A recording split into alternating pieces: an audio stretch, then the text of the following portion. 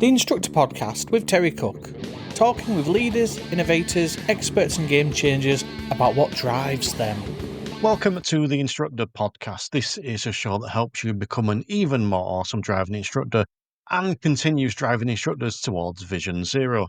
As always, I am your host, Terry Cook. I'm delighted to be here and even more delighted that you have chosen to listen, because today marks the first episode in our brand new monthly format.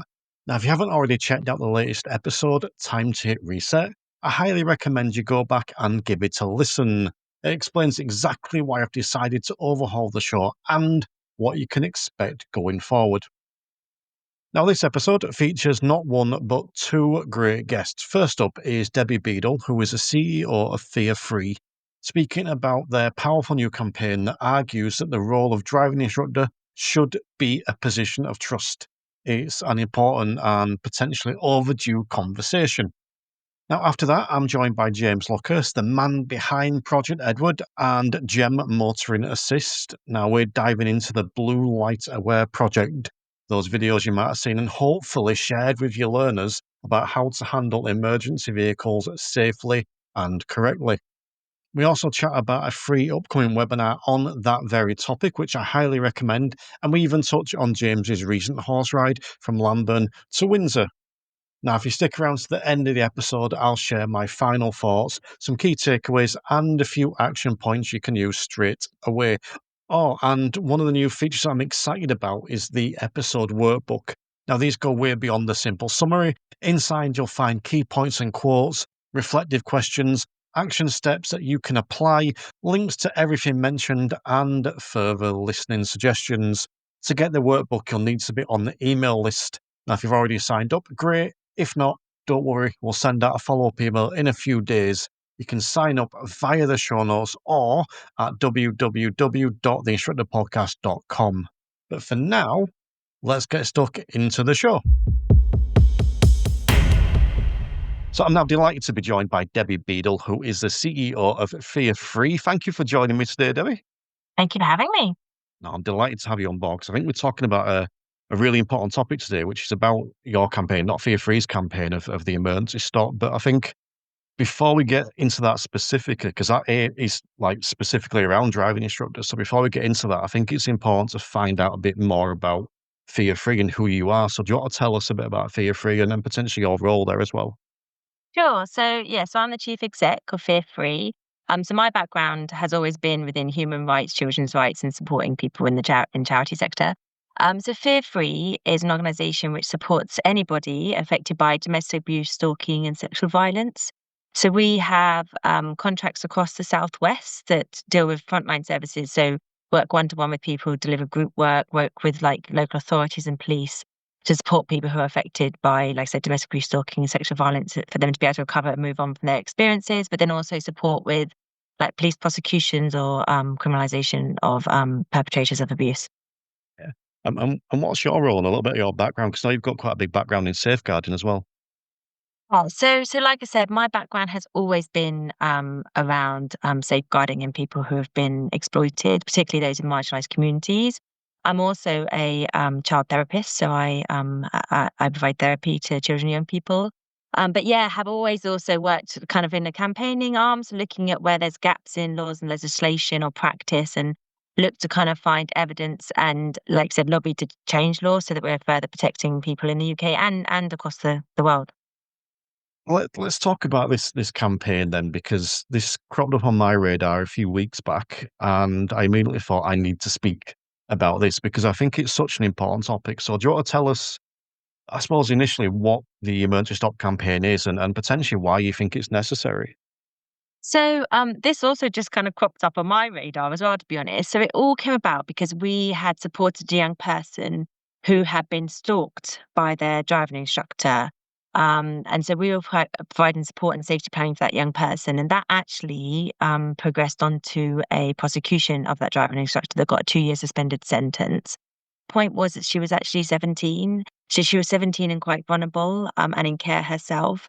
And then from there, it kind of got picked up by the media. And then what happened was that we found that lots of other people came forward saying, actually, this has happened to me. And then it got picked up by the BBC, and even more people came forward. So we then started to see that actually this was becoming a real problem, which is then when I asked the question myself, well, surely under the Sexual Offences Act, there's this position of trust. So surely they're classed as a position of trust. And that's when I realised that they weren't. So there's a real loophole here for people who were gaining access to children, under 18, that there wasn't any ways or laws that protected these young people. And so that's why we started this campaign for them to be added as a position of trust under the Sexual Offences Act. What is this position of trust? So the position of trust at the moment currently applies to teachers, police, sports coaches got added in 2022, and there was a further campaign realizing there was a loophole there, faith leaders also. So what that means is that you are not allowed to have a sexual relationship with anybody under 18. So where the confusion comes is obviously in the UK, the consent starts at 16, right? So when you're in position of trust, it means that it's illegal for you to have any sexual contact with anybody under 18 because you're in a position of trust. So you're in a position of power. You potentially have quite a lot of influence over that young person. So that's when, you can then take advantage of somebody. Because I'm right in thinking, and please correct me if I'm not, that technically we're working with 17-year-olds. In some cases, 16. There's exceptions there. The in theory, in legality, we could have a sexual relationship with that 16, 17-year-old. But if we put on the position of trust, that would essentially outlaw that. That'd make that illegal. It'd make it illegal and you could be prosecuted, yeah. Yeah. The thing that I genuinely find curious about this is why we're not on it. Because I didn't know this position of trust was a thing, and I think this is a big flaw in our industry. We have no safeguarding training that's mandatory. Really, the only thing we get is a DBS check. And I had no idea of this position of trust until I obviously stumbled across you guys. Why do you think that we're not on there, especially when it was kind of other people were added recently? Yeah, so this is what I've asked myself, to be honest. And to be honest, it isn't just driving instructors. There's some tutor roles, for instance, that aren't on there, which I would say are teachers, like the same as driving instructors, you're teachers. So why aren't you included? So I think the complexity comes because of the age of 16 being the age of consent, and people are saying that you should give young people the freedom to explore their sexuality and have sexual relationships with who they wish. Which is right, and we would support that absolutely for children to have sexual relationships and explore and have that that freedom. However, I think that like you said, the thing that becomes a challenge, and from my background in child exploitation, is when there's a power inequality, right? So when you've got somebody who, as driving instructors do, have a lot of say over whether somebody goes for their test, whether they pass their test if they're taking the test. So I think that that's when it becomes an issue, and you're also alone with a child, in this case, 17-year-old, for, a long period of times. You have their address and their number. So, like I said, I don't know why it wasn't included. And like you said, I think that why would you? The majority of driving instructors are not thinking, I'm going to become a driving instructor, so I've got access to 16 and 17-year-olds. They're doing it because they love the profession. They're not people that are coming to abuse. And why would you think about it unless you're made aware of it? And that's why this campaign is also just to raise awareness about that as an issue.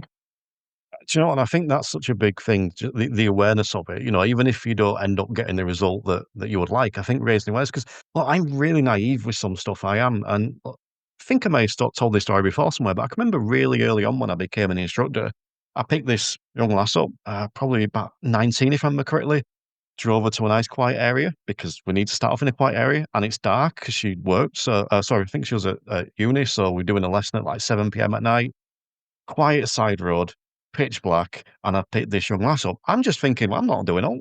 And we did a really good lesson. End of lesson, she gets out of the car and then turns around and comes back. So my immediate thought is, oh God, I've done something wrong. But she said, can I jump back in? And I said, yeah, I just wanted to thank you for being as nice as you were, because I genuinely thought, because my name's Terry and spelt with a Y, admittedly, but she said, I genuinely thought when I picked you, you were going to be female, because I used to work for a national school, because she'd had some issues in the past with males. And I just thought, I'd never even considered it. I'd never considered it. But for me, having gone through that, I was then able to tailor the way I deliver those lessons. And now I try and take them to, where possible, a more appropriate place, not just for the driving, but for the person. So do you think that by raising that awareness, other people won't have to make the mistake I did, and will actually think about that stuff in advance? Yes, absolutely. And I think, like I said, my whole career has been in safeguarding. So this is something that I'm really aware of. But if you haven't had that background, which many driving instructors would not have had, why would you even think about it? You wouldn't. And I think that where a really clear change that we could have is, well, it was in the DVSA code of conduct, the guidance that they have. Because when I was looking at that, like I said, this also goes wider than just, children and young people. But like you said, just everybody that you are, who you're instructing, that I think there should be clear guidance about boundaries around things like physical contact, how you behave, things about, like I said, keeping yourself. If you're driving alone with somebody in a place that's dark and you potentially could be opening yourself up to allegations. And so also I think it's about driving instructors protecting themselves also. And yeah, just having some clear boundaries about what appropriate conduct is that are clearer in the code of conduct. So driving instructors can then, help to create those safety spaces themselves as well as protecting their clients. So you mentioned earlier about the power dynamic, and I think there'll be some people listening that don't necessarily get that because as instructors, we're trying to become more coaches now as well, so that it's not a master and a subservient; it's very much equal. So, can you explain what you mean when you talk about power dynamic? Yes, I understand. So I'm a CEO, and often I find it hard when people are saying that I'm intimidating, and and people are nervous when I walk into the room, and it's because I am in a position of power. I'm the CEO, and you sometimes, when you're a nice person, don't think about that. It's hard, but basically, what that means is that you're in a position where you can have quite a lot of authority and like power over someone in the sense. So in driving instructors' cases, someone is coming to you to gain a skill, and I suppose if you're looking at our society at the moment, you do need a car. You need to be able to drive a car for most jobs, so it's really important that people pass their driving test, right? So when you're the driving instructor, you're basically, they're at your mercy in a sense of being able to learn to drive. The driving instructor will give guidance on when they should go to their test, can elongate lessons, say, I think you need more lessons, are telling them what to do, or teaching them. You're in a position of, same as a teacher. So that's what we mean by power of trust. And what that means is that you potentially could take advantage of that if you were in that way. So if you were becoming a driving instructor, which I believe this is where there's a massive hole here, is that you could potentially become a driving instructor to gain access to people that you have power over on, and then take advantage of that. But like you said, by maybe saying, well, actually, you need more lessons, and I need to see you more times, and I think that's where the risk is. Find it interesting because, like, you've touched on it a couple of times as well about making sure that the instructors are taken advantage of in that sense as well, because that applies there as well, in that we don't wanna give the impression that we try you can't take a test if you don't do this thing. So we have to be very careful with how we say stuff. So, I mean, I'm pretty sure I know what your answers are gonna be here, but safeguarding isn't mandatory, but would you still be advising driving instructors go and take some kind of formal safeguarding training? And I would argue that it should be mandatory, like for lots of professions. And again, I think that there's lots of free safeguarding out there. So again, today, driving instructors could go out and look at free, like safeguarding courses that they can go on. And so I would just say it helps you as driving instructors anyway to understand and understand legislation and keep yourself safe yourselves. But I think it should be mandatory. Like I said, DBSs, you have DBSs already, which is right, but I think it should be mandatory that everybody does safeguarding training. And I just wanna come back to the personal trust aspect because I'm curious what difference that would make. So I'm a driving instructor. If I'm a person of trust, what difference does that actually make to me? So the one thing is, I suppose the difference it would make to you is, I suppose by understanding that, it would understand and be really clear about the boundaries of your relationship that you're having with your clients. But more so, if there is somebody out there who's looking to abuse that position of trust, as in the case, that we had with he then groomed her basically, while he was teaching her, he groomed her, and then stalked her. And we've had, like I said, the BBC did a freedom of information request, and they saw that there was 500 complaints over 2022, I think it was, like sexual like assaults or complaints about driving instructors. So that's quite a lot. So it will make a difference, like I said, by being clear about for them also your clients about that it's position of trust. So if there's something does happen, that they can then complain, and then there could be weight behind that. Like if it's against the law, it's against the law. So then that could be investigated, and that person could be criminalised in that instance. Yeah. I don't know. I find the whole thing, maybe this is the wrong word, but fascinating because, like you said there, there's 500 complaints. Was it from 21 to 23? And do you think that's potentially the tip of the iceberg? Because you'll know this from obviously what you do. I imagine there's an awful lot of people that don't come forward. Yeah, no, absolutely there is. And like you said, we already have had people, like when I've been speaking to it with my groups of friends, to be honest, lots of them have said, "Do you know what, actually, I didn't feel safe or comfortable with my driving instructor, or didn't even think about what I'd have to do to complain."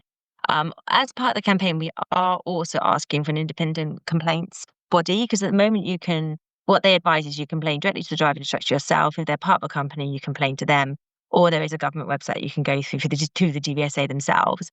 Like, what we would ask was an independent complaints body that makes it really clearer and simpler for people to complain, that's got people that are trained in understanding this, and is going to be able to obviously deal with it independently with autonomy. So we would like to see that. But yeah, I think at the moment it wouldn't be clear how to complain, and people may be fearful because, like I said, they're paying for it. They want to learn to drive, and right now I think now there's more risk because it's actually hard, isn't it, to get driving lessons at the moment? There's massive waiting lists. There's price decisions to make. It's quite expensive now for people, right? So if they're finding someone who's maybe a bit cheaper, they maybe not want to rock that boat because they don't want to pay more, for instance. So there's lots of ways that somebody looking to exploit someone could use to kind of entice people to use their service. Keen for your opinion on this because in the past I've had students that have come to me that have left other instructors, and sometimes the reason I've left that instructor is I'll use the term of one student specifically who was a dirty old man.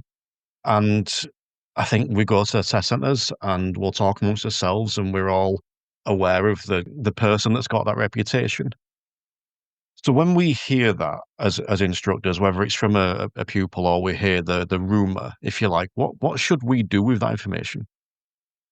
So again, this is when I'm saying it should be really clear in the code of conduct, right? And I think that then I think if you're working for a company, they should also have really code of conduct and policies that if there was a complaint, so if like as you as a staff member, you should be able to go and say, actually, I just have concerns about this person. And this isn't necessarily going to the police and criminalising things. It might not be as serious as that, but they could be breaking the code of conduct. If there's, well, this is what we say in all safeguarding. If you've got a gut feeling about something, normally that there's some truth in that, right? So there's nothing wrong with kind of bringing that forward and talking to your line manager and saying, actually, I have concerns about this individual. And then that can be managed through performance issues. But again, because it could be that this, behaving in a way that he's not realizing how he's coming across. So then that could be managed through speaking to, within the person he works for, having a conversation around actually this behavior is coming across. So maybe just check your behavior or think about behaving like this.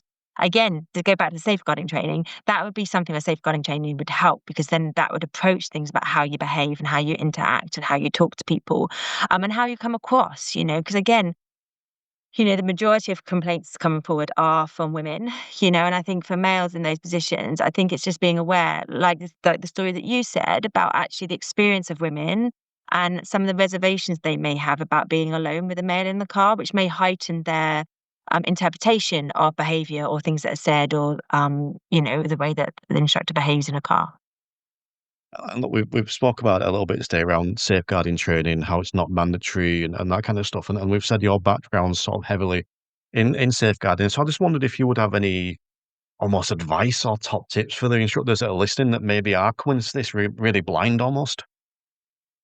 Well, I would say for any companies out there, that they should have a safeguarding policy and process, by the way, also. So that's something that companies can do. And that's anybody more than one, really, around having, if someone makes a complaint, how you safeguard and who you report to. But I would say there's lots of, look at the NSPCC website. There's information on there which talks about what abuse is, what qualifies as abuse, and some guidance around safeguarding on there. There is free safeguarding out there. But again, if you're working for a company, I would speak to them about getting some safeguarding training. It's not a massive cost. But I do also think it's a cost, to most businesses that are working with children, young people, or vulnerable adults or adults at risk. Safeguarding is just a mandatory part of what they do, and that's what it should be. But I would just say, if you were to Google safeguarding and what safeguarding means, there's lots of free resources that you could get out there and look at how you could behave, how your behavior might impact others. So yeah, I would just go out and just do a bit of research. But on Scotland, the Scottish government have recently made an announcement that said it's become a legal requirement for all driving instructors and potential driving instructors operating in Scotland to become members of the, let me get this right, Protecting Vulnerable Groups scheme. So I'm just wondering what your thoughts are on this. Is this a step in the right direction almost? Yeah, yes, I think it is. And I suppose, like in England and Wales, you have the DBS, right, which is the same. So that's the disclosure and barring service where, but ultimately that is just if you've been convicted of an offence, right? That doesn't bring up if there's been any other concern. So it's kind of only as good as the date that it comes out. And that's the issue of DBS is. But no, I think that is a step in the right direction. But like I said, for us, I think within the Sexual Offences Act, making it really clear within that would really help, I think, because that sends a really, whenever there's a change in legislation and law, that often the funding, you might find there's some funding available within for driving instructors available then to get to protect themselves and to get some training, and then it follows. But yes, I think that, like I was saying to you before, I think that most parents or people, if they knew this, would be quite surprised. I think that if you think about the amount of population that we have, the amount of people that want to drive, driving is a really important aspect of our lives now in terms of our working career. I think they'd be quite shocked that the driving instructors are not included in this, the same as a teacher would be or a sports coach, because of the time that they have with young people. Like I said, they know their address, they've got their phone number, they're spending time alone in the car with no one else in there. Like for me, I couldn't believe it myself because I wasn't aware of it until we had looked into it. Coming back to the campaign and the emergency stop campaign, I fully support this campaign. I fully endorse it, and I'm keen to know what's the end goal. So, well, the end goal for me in particular is to make sure that people are protected and can be safe learning to drive. And I think, I mean, both that for potentially victims of abuse, but like I said, also for driving instructors, as they're not left. Because I can imagine people listening to this and how you may feel is, oh my goodness, now I feel so unsafe. Like, I don't know, because there isn't clear guidance. Like, how do I make sure that I'm keeping myself safe and I'm not seen as this dirty old man or person that's going to abuse? And I don't really understand that. So, my end goal is that we create some awareness about it. But we do, my hope is that we do have that change in the Sexual Offences Act, and out of it comes some guidance of driving instructors around safeguarding, around how they behave and how they keep themselves and the people that they're supporting safe. And ultimately, then hopefully would make it more attractive for those wanting to be driving instructors as well, that they will be protected. Because I can imagine, again, particularly as a male, sometimes you do feel quite vulnerable because especially like if you're somebody who's a good human being who wants to, has just had the profession, you're not thinking about abusing someone, are you? So I can imagine this could be quite scary. So again, it's about providing that safety net for people in that profession also. It is scary. I gave my example before of the young lady that was nervous about getting in the car. I mean, I took her somewhere not inappropriate. It was appropriate for a driving lesson, but not ideal for that scenario. And that was my kind of first introduction to it, and I got scared. And like you said, I don't want to be perceived this way. What if I do something wrong? And, all this stuff going through my brain. And I've since gone and taken safeguarding training. And for anyone listening, just to reassure them, it does reassure you having that training. If you're a good person, it reassures you that 99.9% of what you're doing is fine. Maybe just one thing, keep an eye on or whatever. But I think that's great. And like I said, I'm fully supportive of this campaign. If people wanted to find out more or get involved almost, what could they do? So look at our website. So if you look at fearfree.org.uk, we are, we've got lots of information on there. I would say that any of your listeners, if they've been affected by this and wants to just speak to us about advice, just pop up, pick up the line and just call us. But we're kind of, the beginnings of this campaign. We're going to be doing some roundtables. We've got some MPs involved and we'll be doing some kind of lobbying and events. So anyone that wants to come to those and join in the discussion, also welcome to do so. And like you were saying, also look at you can go out now and get some safeguarding training or find out some more information. So just do that if you're feeling concerned. I would also say that we're looking to work the DVSA, right, and speak to them. But if anyone wants to come forward and get involved in the campaign or have some information advice, please do come forward as well. Do you think that you will get what you want and get this put on the person of I would say person of interest. That's the wrong phrase. Person of trust. Yeah. Yeah. Um, I would hope so. I would hope so that we can change it. We'll definitely give it a good go. I think it's quite a simple ask. But let's see. But I suppose along the way, if we can, like I said, if we could even speak to the GVSA about changing their code of conduct and get driving schools and driving instructors to think about safeguarding, that's also a major change, because what we're ultimately looking, like I said, the end goal is to reduce the abuse of people who are trying to learn to drive. And the other thing that I would say on top of this, you remember saying about safeguarding training. So it's not only about just thinking about yourself. Is that the other thing that you've got is that because you're a position of trust, there's a flip side of it, that you're with somebody alone in a car, which then maybe as you're driving up, conversations start, you're seeing things, you may see things when they're picking up. There may be things that you as driving instructors could identify, things like domestic abuse, things like child abuse, that you might see. And then if you've got that training, know what to do with it, because actually you could make the difference to someone's life. So there could be abuse happening outside of, the environment of the driving instructor that actually you may be able to identify by taking safeguarding training and then report and then, help someone into safety if they're in an abusive relationship, for instance. Yeah, do you know what? I think that's missed a lot. It's not just about that us and them. It's what we can see, and I've had instances like that in the past, and it's not always easy to deal with. But is there anything else that you want to touch on? Anything else you want to get across today? I suppose the other things that I would maybe recommend to do is to have potentially signage, like in your, like how you've got signs, if you go on the underground, or like if you abuse our staff, you'll be prosecuted or whatever. Like, or maybe something like that about saying, we understand that this is a safe, here is a safe place if you've got any worries or complaints. I don't know if you already have that. I assume maybe there is in some cars, but this is where you go to complain, or if you've got concerns, this is where you go. So that's really clear for people coming into your car, so that then they know that you're taking that seriously. Do you know what I mean? I think that would make a real difference to people. And like I said, potentially looking at this is how the expected behavior of driving instructors. So speak to your workplaces and see if there's you can look at the code of conducts like the driving instructors potentially have in their cars and things like that. I think there's simple things that you could do tomorrow that would make a big difference to the people looking to get in your car. I think that's a great idea. Because hands up, that's not something I do, and I'm just immediately thinking of the driving test centre and seeing notice up there saying that examiners will not tolerate abuse, and if you've got a complaint, go here. And I'm like, do you know what? That's something I could put in my terms and conditions. It's something on that first lesson I can say to the student, look, if you've got any problems with me, this is, well, maybe not any problems, but a serious problem, you will go here. And a little problem, come to me. But yeah, do you know what? I think that's a great shout. But I think I'd also like to ask you what you would say to instructors that are listening to this that are feeling like maybe like they're being attacked a little bit. Yeah, no, I really get that. And I definitely, it's not my intention to attack, anybody. And like I said, I can imagine it's quite scary. And ultimately, we need driving instructors. We need good driving instructors. So what I would say is, this we're talking about a very small group of people that would be targeting this profession because there is this loophole to abuse children or others. Ultimately, I think that there's a general understanding that most people going to be driving instructors are good, decent people who are looking to support people to learn to drive because it's an important part of our life. So I would say that hopefully that doesn't put you off. I think that hopefully there is these safeguards to our campaign get put in place, people feel safer.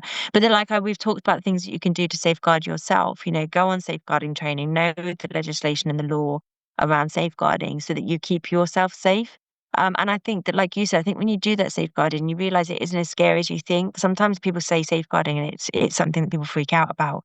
But ultimately, it's just about keeping people safe. And the majority of people are good, decent people, like we said, and it's not going to apply to you. Would you like to take a moment just to remind people where they can find you if they want to find out more? So our organisation is fearfree.org.uk. So you can find about our campaign there. If you want to find information about safeguarding, I would just say Google safeguarding, look at the NSPCC, and there's information there on safeguarding children. Well, I will include links for this stuff in the show notes, but I just want to take a moment to thank you for joining me today. It's been a And an interesting and what I think is an important chat as well. And I wish you every luck with the campaign as well. Thank you so much. Thank you so much for having me. So a big thank you to Debbie Beadle for kicking things off with some proper food for thought. It's a really important conversation, and yeah, I really do think that the role of a driving instructor should be a position of trust. But just before we dive into my next chat with James Luckhurst, if you're listening and thinking I could do more of this kind of stuff in my life, then it might be time to check out the Instructor Podcast Premium membership. It's where the best bits live. Extra content, expert interviews, behind the scenes insights, and a bunch of tools to help you level up both in and out of the car. And best of all, you can try it completely free for a week. There's no catch. Just dive in and see what you think. Now head over to theinstructorpodcast.com to get started, or use a link in the show notes. But for now, let's crack on with James and his talk around blue lights, bike rides, and how not to panic when an ambulance appears in your rearview mirror. So we're now joined by founder of Project Edward, friend of the show, and friend of mine, James Luckhurst. How are we doing, James? I'm so well. How are you, Terry? It's lovely to be back with you. Yeah, always better to see your smiley face, always. So I got you on today because Project Edward and Gem Motoring Assist have got a webinar lined up, a Blue Lights Aware webinar that I think is going to be perfect for driving instructors. But before we get into that, do you want to tell us a little bit about Blue Lights Aware? Blue Light Aware is a resource that I dreamt up in response to demand. And I can remember exactly where it was. It was a conference about 15 years ago, maybe a little bit more, for the emergency service driving industry. And they wanted better communication so that members of the public, like you and me, know what to do when there's a blue light driver coming through. So, long story short, we made a video for them, which went down really well. It lasted 15 minutes, which these days is seen as a little long. I thought it was excellent and would happily sit and watch it again. But, and it got getting on for 1 million views on YouTube, and it was downloaded by loads of emergency service organizations. And the great thing about it was they played it to their drivers as well. So that was that sort of better communication. So not only was it explaining to members of the public what to do that would help them stay safe and stay legal, but it was also helping the emergency driver understand the expectations of the member of the public who might be in front of them at a traffic light and urged not to go through the red traffic light, however much the emergency car is sort of encouraging them to do so, shall we say. Anyway, that was 2010, about that time. We revamped it all with a load of much smaller videos, including animations, in about 2021. And we're just in the process of working through them. I think there are 10 of them, to put young faces, young voices into them to make them as relevant as possible for young drivers. Yeah, I first came across these before I came across you, and I had no idea they were anything to do with you, and I've shared them with all my learners, and I think a lot of instructors have done the same. I think there's a lot of instructors out there that love these videos because they demonstrate so well. It's one of the best almost road safety resources I've come across, so I stand by that. And I will put it in the show notes for anyone that's listening that hasn't come across it to go and check it out. But has it had the impact you hoped it would? Very much so, particularly with there's one video that seems to work so well. We have every 3 months or so we do a mini campaign using social media, because the little videos work really well on social media. Don't ask me why, Terry, but there's one video all about double white line systems. That gets picked up by, there was last year, I think, in one of our campaigns, it had more than 1 million hits, just that one video. Now explain that to me. I don't know why. But, we're pleased that it is having an impact. The emergency services organizations that we talk to are very happy that it exists and that they seem to be sharing it around. There's still loads to do. There's so many people who won't have even heard of it, but we're pushing it out as far and wide as we can. And we check, it's checked every year. I make sure that we have, there's a little panel of experts from each of the services who just give it a once over to make sure it's still represents good practice, and so far it does. I like that you're updating it for the younger generation, if you like, because I think that's who it works best on. Because from my experience, sharing it with my younger learners works really well. But when I've shared it, for example, I shouldn't say this in case he listens, but when I've shared it with my dad, he's a bit like, if there's a ambulance behind me, I'm going through that red light to make sure, because I don't want to hold any, even after watching the video, still gets a bit like that. So do you think that's who we need to focus on, that younger generation, so that then sweeps through rather than the older generation? The primary focus should be on the younger generation, I think. But I would just suggest to your dad that he should never need to go through a red light, because an emergency services driver will have anticipated that the lights might be changing. And I speak as someone who's been trained in that kind of I did a response driving course with the ambulance service. So, I'm looking ahead as the blue light driver.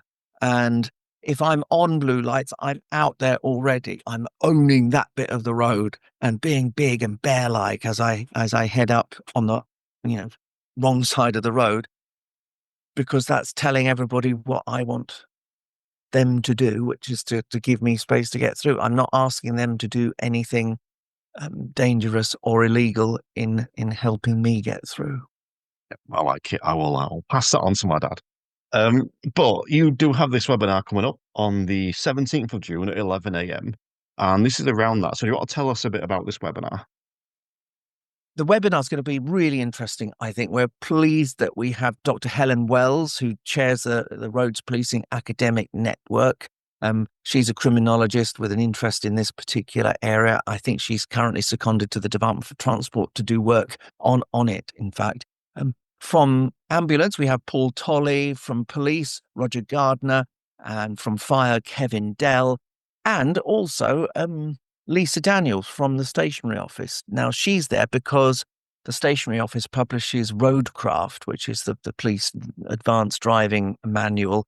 Now, that went digital, or there was a digital version that became available in about 2016, because I was involved with creation of lots of videos to illustrate some of the points that and the chapters are making in Roadcraft and Motorcycle Roadcraft. And that's just having a big refresh. So she's going to tell us what's new into that. I think there's electric vehicles, semi-autonomous vehicles. I mean, it's Roadcraft taking a look into the future. So I'm particularly interested to hear about that. So I think it'll be really a really good use of an hour. Lots of questions to answer, and the panel will be there to take those questions. Let's put you on the spot slightly. When I turn up, what am I going to take away from this webinar? Do you think what's going to be the benefit to me?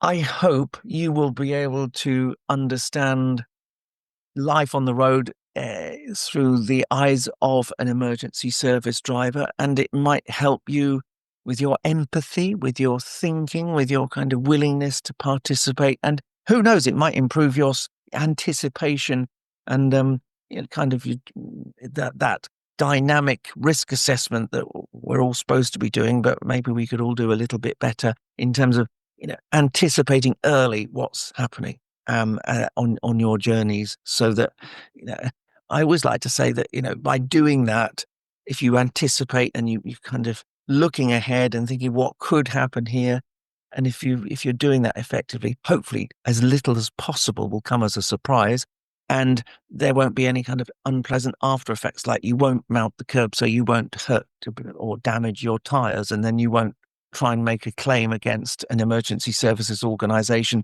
that won't pay because it said we never asked you to mount the curb in the first place. So I think it'll just encourage you, Terry, to have a better understanding of what they need, but also what they don't want you to do. Of course, as a driving instructor, if I've got a better understanding, I can pass that knowledge on. So, I mean, look, let's be honest, 11 a.m. can be a tricky time for instructors, but instructors listening to this, get it in your diaries and come along, because I think this is going to be one worth attending. And I will put links again in the show notes and the mini workbook that goes along with this. But I also wanted to ask you about another little adventure you've been on recently with your Project Edward hat on, I believe, which is a very specific horse ride you did. So do you want to tell us about that? Yes, we went from Lambourne in West Berkshire to Windsor on a 5-day ride to raise awareness of the highway code rule about passing horses at a minimum distance of 2 meters and a maximum speed of 10 miles an hour. So basically slow and wide. That was done in association with the British Horse Society. Lambourne was chosen for the start point because it was the site of where a young racehorse, Nocala, was killed on the road last year. And Windsor, well, we just thought, why don't we give it a go? We contacted Windsor Horse Show. Would you like us to ride into your main arena at the end of our ride? And they said, yeah, all right then. So that was all sorted. And I think Terry, I'm not very good at social media and understanding it, but from what I gather, it was a terrific success on social media with loads of retweeting and all the things that people do with social media. Lots of impressions, lots of sharing, and some great coverage. We had on BBC One on the Monday morning. We were live. We rode off as the 9 o'clock news on Monday morning was about to start. For that last minute of the breakfast programme, we were live at the start of our ride. The three amigos riding off over the hill from Lambourne, plus a couple of interviews that BBC Breakfast did earlier that morning. We were on Jeremy Vine on the Wednesday, and various local, I think something on Sky on the Friday. So, it was the coverage was excellent, and we were supposed to have Sarah Cox as one of the riders from Radio 2, but she had been deployed to Eurovision and so couldn't join us. But she did a brilliant thing on Instagram, which picked up a huge kind of following. So very happy with the impact that it made. As a rider myself over the 5 days, I'd have to say that probably 98% of the many drivers that we passed or who passed us, who came into contact with us, were positive, helpful, and willing to just hold back a little bit and follow our arm signals, to slow down a bit or just to stop while we changed position. For our point of view, we didn't let traffic queues build up. There were lots of busy roads, but we would simply just pull in onto driveways or laybys just to make sure that and everything could get past us with a minimum of disruption. I think there was quite a good bit from my point of view, because only a handful of drivers didn't heed the warnings of slow and wide. One was a pickup truck driver coming towards us down a country lane on day 3 of the ride. But we were escorted at this particular point by 2 mounted officers from Thames Valley Police. So one at the front, one at the back. We were in single file. The one at the front had his body-worn camera, and a pickup truck was coming towards us, wasn't slowing down, coming tearing past us. Driver wasn't even aware of us. Head down, hand holding phone, and texting or whatever he was doing. So that particular driver, probably by now, Terry, will have received a notice of intended prosecution and will be heading towards being £200 worse off with 6 points for paying no attention whatsoever and getting the mobile phone ticket. It's a little bit like driving instructors because we're on the road a lot. So we see a lot of the negative stuff that goes on as well, but it stands out more. We don't always notice the good driving, we notice the negative. And is that potentially the same on that basically that 5-day ride you've just done? You might not always notice the good stuff, but you notice the bad stuff. But also the bad stuff can be a lot more damaging, because if something goes wrong with that, then that doesn't end well. I hope that we notice the good, because part of I think the responsibility of riding a horse on the road is acknowledging the helpfulness of another road user. So we made a point, thank you. And it was, it was that was happening all the time, because people were being helpful or just going past slow and wide. And it was really important that we were seen not to be kind of, snooty folk who felt they owned the road, but part of the traffic. We were part of the road environment. We need to play our part as horse riders. Hopefully, most horse riders aren't going to be on the road very long because they're just going to try and get from the stable to where they want to ride on the field or the forest. And the route we took was full of stables. So there were, the people who drive on those roads will be used to having horses on them.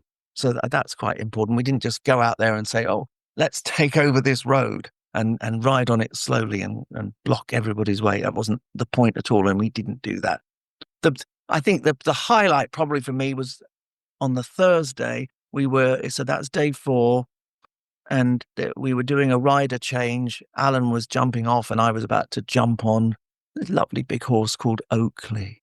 And so I was about to get on Oakley, and a van pulled up, a driver wound the window down. He said, "Are you the folks who are going to Windsor? Were you the ones on Jeremy Vine yesterday?" Yeah, that's us. Oh, brilliant. He said, "I had no idea about that there was any kind of rule about horses, but it makes perfect sense. Good for you. Please, I'll be telling all my friends." So, that was a lovely highlight, really. Well, I've got to admit, on a personal note, I do. Maybe the highlight of my driving is when you get a thank you from a horse rider or a motorbike that you're overtaking. You get a little arm that just pops out. Always enjoy that. But well, I've been wanting Alan on for a little while and I've never got around to it. But so I'm going to ask you, what tip would you give to drivers? Is there one thing that you would suggest around handling horses above anything else? Yes, there is one tip, and that is to bear in mind that a rider will know what's going on. It's hard for a driver to understand what a horse is feeling or thinking or possibly about to react to. But there's a lot of things that the horse will see because of their vision and their height that the car driver probably doesn't see. So, just trust us that if we do ask you to slow down for a minute or just help us out, it's not necessarily because of anything you've done. So, don't take it personally, but there might be something that's just going on in the field over the hedge that the horse can see, but you can't. So, and hopefully it will just be all over in very shortly. So, and we will be very grateful. And just by heeding that bit of advice, trusting that we kind of know why we're asking you. We're not just doing it because we're trying to be officious or trying to own the road. But by doing that, you're contributing to safer roads, which is a good thing. Excellent. And Project Edward. I want to know what's coming up for Project Edward. Any fun plans lined up at the minute, or? We're hoping that we've got a little road trip planned for the middle of September. We are having some good conversations with police and crime commissioners, and there's some really good work going on there. And so, amongst the different police forces, seeing who's doing what and what innovative kind of activities happening. And I imagine police and crime commissioners will be front and centre of this particular road trip. I don't suppose we can get around all 43 in a week, but that's something that we'll be looking out for in mid-September. Our own podcast will be kicking in again twice monthly from mid-June. And I think on the 8th of December, we're moving into the Terrace Pavilion at the House of Commons for our annual road safety reception there. And last year we got more than 30 MPs to come and join us, including the Roads Minister. And that was really, really good. So we'll be doing that again and giving a big shout out for everyone who's helped us out along the way. So you may even get an invitation yourself, Terence. That would be nice. Although I'm more excited about seeing which incredibly handsome driving instructor makes the next appearance on the Project Edward podcast. But no, I just want to take a moment to thank you, James, as always. It's always a pleasure speaking to you and having you on the show. And really looking forward to this webinar. So thank you for joining us today. Thanks, Terry. Always a pleasure. Never a chore. So that brings us to the end of today's episode, and I hope it's given you a lot to think about. We've covered some heavy but important topics, and I want to take a moment now to really reflect on what this means for us as instructors. So first up, I want to say a big thank you again to Debbie Beadle from Fear Free. Her message is one, well, we can't ignore it. Driving instructors should absolutely be recognised as people in a position of trust. It's something we need to start shouting about more in this industry. But just as important is a reminder that we also need to protect ourselves. It's not just about safeguarding learners, it's about safeguarding instructors too. So please take a few minutes this week to check out the Fear Free campaign. I've linked in the show notes and in the accompanying workbook. And more than that, think about how you approach lessons. Are you doing enough to make sure you're not being put in vulnerable or uncomfortable situations? We often prioritize the learner, but your safety matters too. And then, of course, we had James Luckhurst, a man who's doing brilliant work with the Blue Lights Aware campaign. And if you've not watched the videos or shared it with your learners, do it. Seriously, it's one of those resources that takes 2 minutes to share and could save someone's life. And don't forget, there's a free webinar coming up that every instructor should be attending. It's another step towards making the roads safer. And, well, that's what it's all about, really. But before we wrap up completely, I want to leave you with a few things that you can act on straight away. First of all, take a quick audit of how you behave on lessons.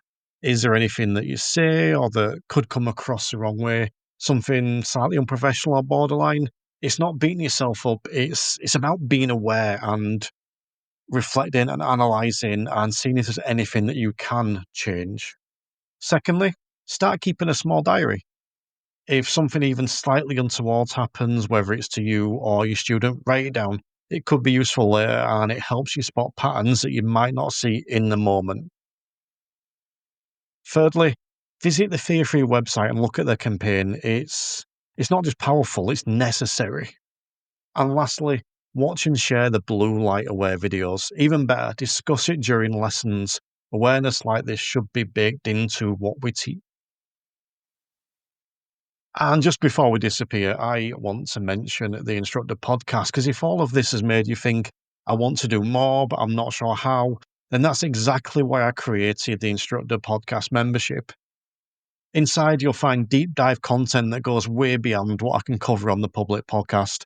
We've got expert sessions, advanced teaching techniques, business development advice, mindset work, basically everything you need to grow as a professional, protect yourself, and build a business you actually enjoy running. So if you're feeling isolated, stuck, or just want a place to connect with people who get it, that's where the interactive take comes in. Live sessions, group discussions, and a chance to ask questions in real time. It's a community, not just a membership. And the best part, you can try it free for a week. There's no commitment, there's no pressure. Just come and see what it's like. I think you'll feel the difference straight away. Head to theinstructorpodcast.com or check the link in the show notes to get started. And as always, thank you for listening. Thank you for being part of this community. And remember, being a driving instructor is about so much more than helping people pass a test. So let's keep raising standards and driving instructors to Vision Zero. The Instructor Podcast with Terry Cook, talking with leaders, innovators, experts and game changers about what drives them.